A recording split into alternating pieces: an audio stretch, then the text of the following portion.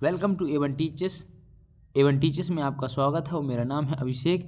आज हम शुरू करेंगे क्लास 9th की इंग्लिश की बुक बिहाइव, जिसके चैप्टर नंबर 4 का नाम है अ ट्रूली ब्यूटीफुल माइंड। इसके आज हम क्वेश्चन आंसर कंप्लीट करेंगे इसी वीडियो में। तो चलिए चलते हैं पहले क्वेश्चन पर। इसमें चौथे क्वेश्चन को ही पहला माना गया है, क्योंकि बाकी जो क्वेश्चन है वो पेपर में एग्जाम में नहीं आते हैं। तो चलिए देखते हैं। What did Einstein call his desk drawer at the patent office? Why?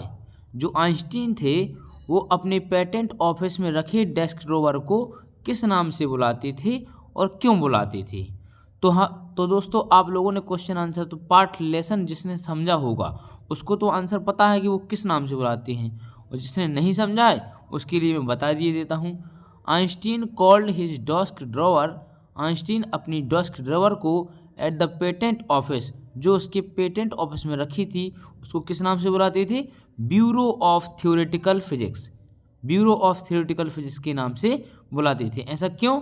This is was because, ऐसा इसलिए था क्योंकि द ड्रॉवर वाज वेयर, जो ड्रॉवर था वो वहाँ था। He used to store his secretly developed ideas, जहाँ पर वो अपने विचारों को विकसित कर रहे थे गुप्त तरीके से, इसलिए वहाँ पर उन्होंने क्या बोला था उनको? Bureau of theoretical physics. हमारा क्वेश्चन नंबर 1 हो गया है कंप्लीट, और चलते हैं क्वेश्चन नंबर 2 पर। क्वेश्चन नंबर 2 लिखा है, why did Einstein write a letter to Franklin Roosevelt? Why माने क्यों आइंस्टीन ने लिखा, राइट माने लिखा, लेटर माने पत्र, फ्रैंकलिन रूजवेल्ट को।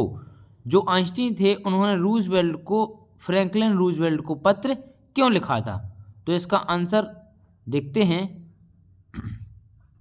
आंसर ये है, Einstein wrote a letter to Franklin Roosevelt. इतना क्वेश्चन से ही लिखना है। आइंस्टीन ने पत्र लिखा टू फ्रैंकलिन रूजवेल्ट को टू वार्न, की चेतावनी दे सकें, अबाउट बॉम्ब इफेक्ट, बम के जो प्रभाव होंगे उसे चेतावनी दे सकें, इसलिए उन्होंने एक पत्र लिखा था। And also wanted to encourage them, और उनका साहस को भी बढ़ाना चाहते थे, to make a bomb utilize its destruction potential, कि ये जो बॉम्ब होता है ना, ये जो परमाणु बम, उन्होंने एटम बॉम्ब बनाया था, कि इसका जो दुष्प्रभाव है वो बहुत ज़्यादा विनाशकारी हो सकता है। तो चलते हैं, ये हमारा क्वेश्चन खत्म हो गया। अब चलते हैं इसके नेक्स्ट क्वेश्चन पर।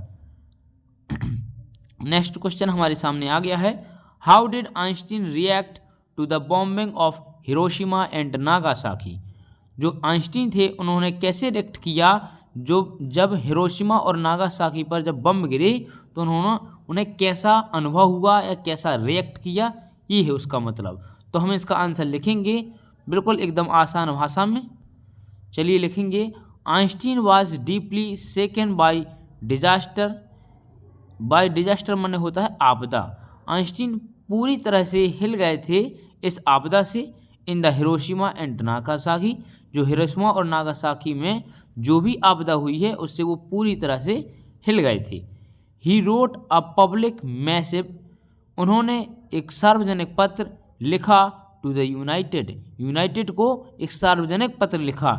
ही proposed the formation of world government to stop the nuclear weapons, उन्होंने एक उद्देश्य रखा, प्रोपोज्ड उन्होंने उद्देश्य रखा, फॉर्मेशन ऑफ वर्ल्ड गवर्नमेंट, यानी कि विश्व सरकार के सामने उन्होंने एक उद्देश्य रखा कि टू स्टॉप, इसको रोका जाए, न्यूक्लियर वेपन्स, जो भी न्यूक्लियर परमाणु हथियार हैं उनके उपयोग करने पर उन्हें रोक लगाई है।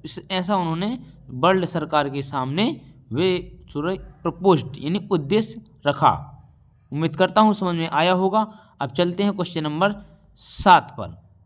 तो क्वेश्चन नंबर 7 बोलता है, why does the world remember Einstein as a world citizen?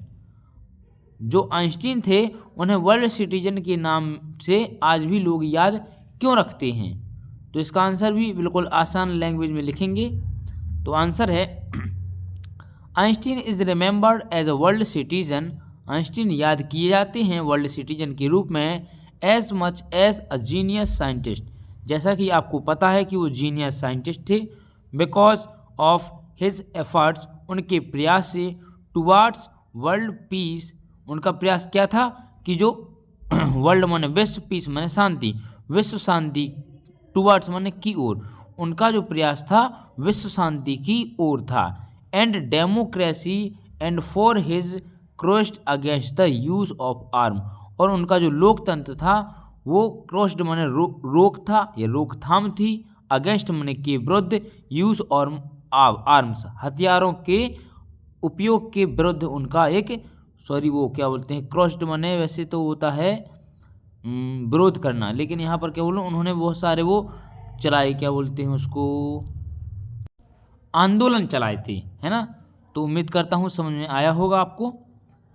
अब यहाँ पर और कोई क्वेश्चन है नहीं है, बस इतने ही क्वेश्चन आंसर हैं, आपको इतने क्वेश्चन कर लेना है। इतने क्वेश्चन में से एक भी क्वेश्चन बाहर नहीं जाएगा, ये मेरी गारंटी है। ठीक है, उम्मीद करता हूँ आप लोगों को मेरी वीडियो बहुत अच्छी लगी होगी और मैंने बहुत ही आसान भाषा में समझाया है।